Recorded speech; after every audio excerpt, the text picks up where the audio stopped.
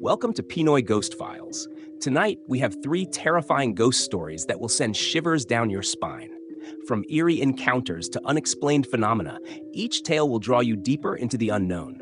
So, sit back, relax, and prepare for a chilling ride through the supernatural. Let's dive in. Story submitted last, January 26, 2015. Story number 1.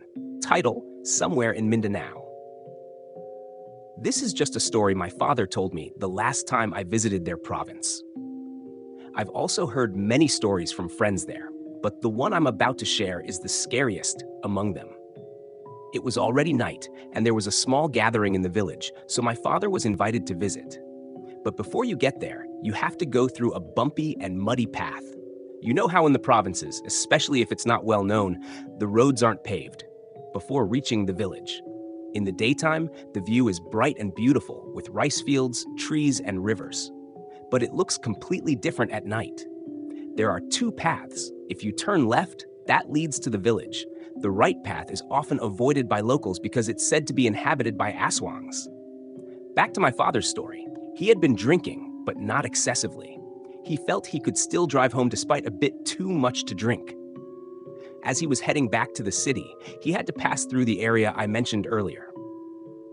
My father was nearing the end of the two paths when he saw a person standing by the side of the road. He wasn't too scared because it wasn't deep into the night yet, so he thought it was just a person. But as he got closer, he saw it was an old woman with a cane, and her clothes were dirty. Suddenly, he became terrified when he noticed that her eyes were red because they were illuminated by his car's headlights. She was signaling him to stop while he was approaching her. Remembering the stories about the other path, he didn't hesitate to speed up and ignore the old woman. He closed his car window as he passed her and looked in the side mirror, only to be shocked to find that the old woman was no longer there.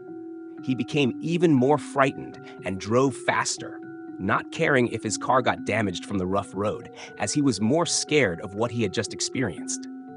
When he reached the next village, the road was smooth, and there were many houses, so he felt relieved. But he was not prepared for what he saw when he arrived at the next village. He saw, on the other side of the road, the old woman who had stopped him, walking toward him. He didn't know how she got there, so he just sped up until he got home, pale when he told his wife about what happened. Even now, he still gets chills when recounting the events. Story submitted by Dean. Title, The Others. Hi, I hope you can post this scary story even though I'm not from UST.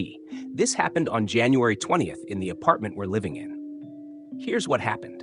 It was raining because of a storm. I think it was Storm Armand, so we were all feeling too lazy to move, except for the cold. It was quite dark all day. We woke up late. I was the last to wake up. There are 4 of us here at home. Me, my sibling, their spouse, and their 3-month-old baby girl. They were all downstairs, and I was the only one who was about to come down. To save on electricity, we don't turn on the lights during the day. So all the lights upstairs, including those in the 2 rooms, were off. Before I went downstairs, after we had lunch and watched a bit of TV, I suddenly felt sleepy. I was about to go up the stairs when I noticed that I might fall down again. All the lights upstairs were on, including the 2 rooms. No one from us had gone upstairs. There are also times when things are misplaced. One item will be left here, and later, it's found in another place. But the scariest thing is that sometimes my 3-month-old niece wakes up and laughs in the middle of the night.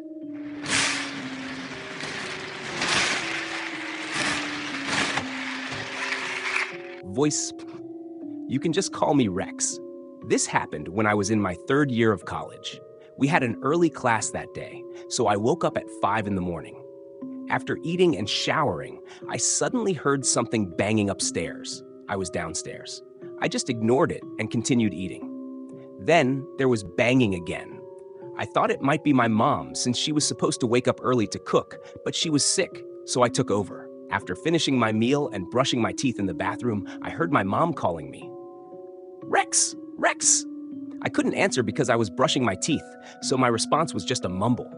But since she was upstairs and I was in the bathroom, she might not have heard me. She called me again. Rex! Rex! Now, she sounded angry, so I finished up and went upstairs. When I got there, my mom was asleep and seemed to be in deep sleep. All my siblings were also asleep. But I couldn't be mistaken. It was definitely my mom's voice. Story submitted by Rex. Thanks for joining us on this chilling journey through the unknown. If you enjoyed these ghostly tales, don't forget to like, subscribe, and hit the notification bell to never miss a new story.